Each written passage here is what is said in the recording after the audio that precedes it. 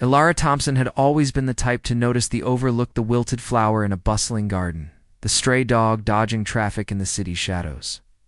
At 32, she was a freelance photographer in the sleepy town of Evergreen Hollow. Nestled in the misty foothills of the Appalachian Mountains, her life was a mosaic of solitary hikes with her camera, capturing the raw beauty of nature and quiet evenings in her cozy cabin.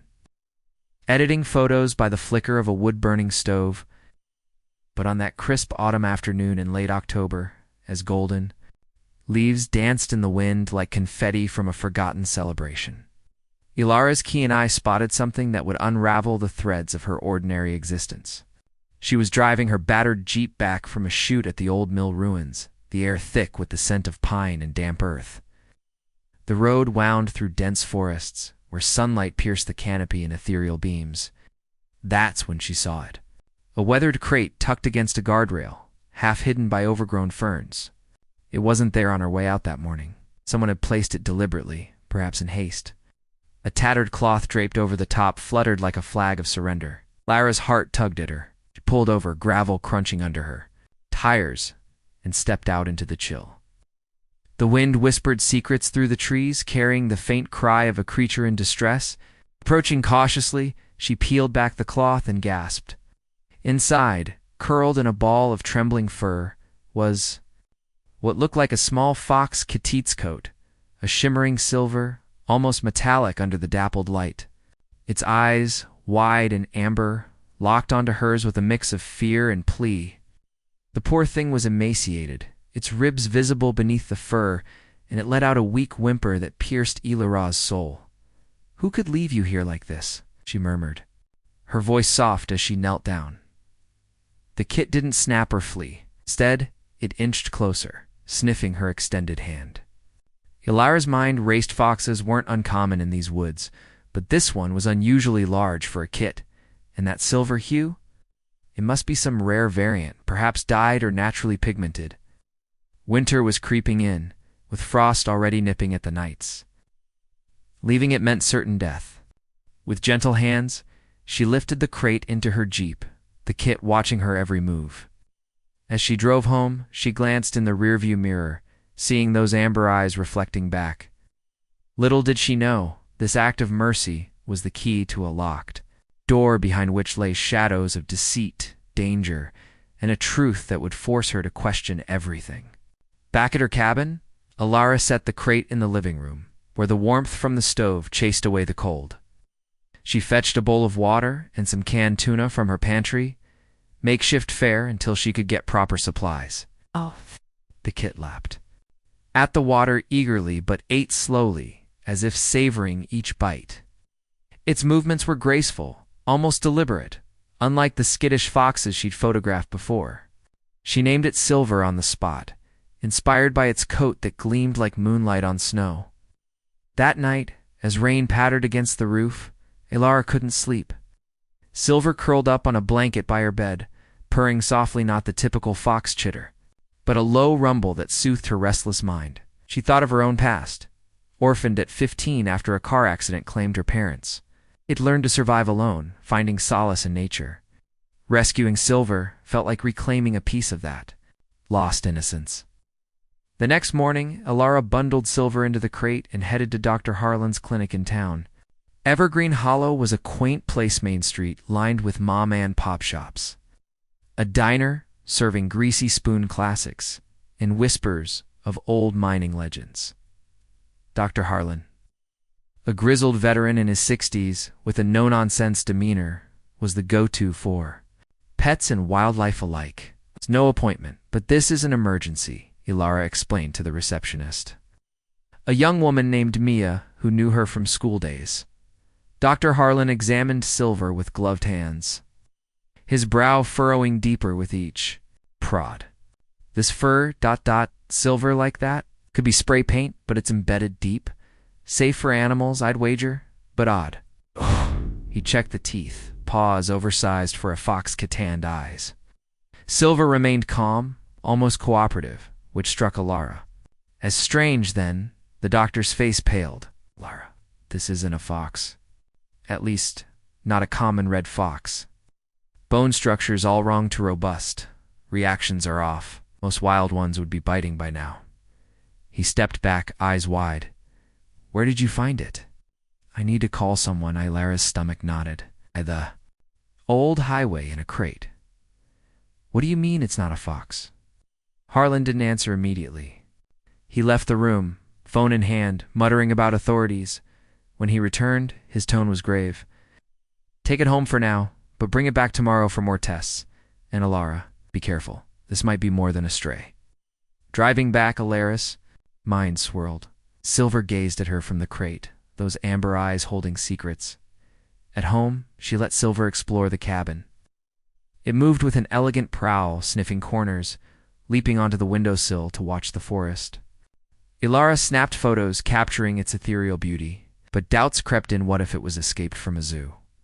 Or worse. That evening, as Silver nuzzled against her on the couch, Elara felt a bond forming. She shared stories of her childhood, of losing her parents and finding purpose in photography. Silver's presence was comforting, a silent listener in her lonely world. Days blended into a routine. Elara bought fox-appropriate food, raw meat, fruits, and watched Silver thrive. The kit's fur began to shed slightly, revealing hints of white. Underneath the silver sheen was unusually quiet, rarely vocalizing, and loved water. During a bath to clean off road grime, Silver splashed playfully, not the frantic struggle she'd expected. One afternoon, while cleaning, Elara examined the crate more closely. The wood was rough, stamped with faded letters. Property of Arctic Labs, 47 Glacier Road, Northridge. Northridge was an hour north, a rundown industrial zone known for abandoned warehouses and rumors of shady dealings, drug labs, black market trades. Curiosity ignited. Elara fired up her laptop. Searching Arctic Labs yielded little. A defunct research firm from the 90s, specializing in environmental studies. But forums whispered darker tales: illegal animal testing, smuggling exotic species for pets or fur. One post mentioned silver foxes as code for something rarer. Elara's pulse quickened. Was Silver part of this? She dug deeper, cross-referencing. Glacier Road. It led to a cluster of factories, one recently raided for wildlife violations, but details were scarce. Unsettled, she called her old friend Jake, a park ranger in the area. Ever hear of Arctic Labs? She asked. Jake's voice tensed. Stay away from that place, Elara. Rumors of poachers using it as a front for trafficking endangered animals, wolves, bears, you name it. Why? She explained about Silver. Jake promised to look into it discreetly. That night, a storm raged outside, thunder echoing like warnings. Silver pressed close, its warmth a shield against Elara's growing fear. Elara's backstory weighed heavier as the mystery deepened. Flashback. At 15, after the accident, she lived with her aunt in Evergreen, but felt like an outsider. Photography became her escape, capturing wildlife to feel connected. One photo, a lone wolf in the snow, won her a scholarship, launching her career. Now, Silver evoked that wolf, stirring old longings. Back to Dr. Harlan the next day. Tests revealed anomalies. DNA markers not matching Vulpes red fox. This is closer to Canis lupus vulp, Harlan said, stunned. But a cub this size? And silver? It might be an Arctic wolf variant, rare as hen's teeth, painted to disguise it, perhaps. Elara's world tilted. A wolf cub? In her home? Harlan advised contacting wildlife services, but Elara hesitated. Her bond with Silver too strong. Meanwhile, Jake called back. Glacier Road's hot. Locals saw trucks coming and going at night. Could be animal smugglers. I'll tip off the sheriff. Elara decided to investigate herself. Driving to Northridge? Under cover of dusk, she parked near 47 Glacier Road, a sprawling warehouse with rusted gates. Sneaking closer, she heard distant howls, chilling her blood. Through a cracked window, she glimpsed cages, shadows moving inside. Pounding, she snapped photos before fleeing. Back home, Silver greeted her with affectionate headbutts. But now, Elara saw the signs, the powerful build, the pack-like loyalty. Jake arrived the next morning, rugged in his uniform, eyes serious.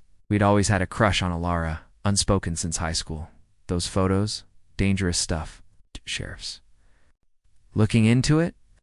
But these guys are connected international traffickers breeding rare wolves for exotic pets or illegal hunts. As they talked, Silver approached Jake cautiously, sniffing him before relaxing. This little one's no fox, Jake confirmed, examining it. Arctic wolf cub, I'd bet. Endangered. How it ended up in that crate, ... escapee maybe? Twist. While petting Silver, Jake noticed a microchip scar. Scanning it with his ranger tool, it pinged to Arctic Bioresearch, a shell company for smugglers. Elara felt betrayed by fate, by the deception. But her attachment grew. Silver's playful antics, like chasing laser pointers or curling in her lap during thunderstorms, melted her resolve. That evening, a knock startled her. Sheriff Maddox, a stern woman with sharp eyes. "Miss Thompson, we need to talk about that cub." Elara recounted everything, showing photos. Maddox nodded. "This ties into a bigger operation. We've had tips about wolf trafficking cubs sold for thousands on the black market. Your find might crack it open, but warning, they're ruthless. Watch your back." As weeks passed, Elara's life intertwined with Silver's, marveling at its intelligence. Subplot: Elara reconnected with her estranged brother Liam, who visited from the city. Liam, a corporate lawyer, was skeptical. "A wolf, sis. You're in over your head. Let the pros handle it." During his stay, a twist.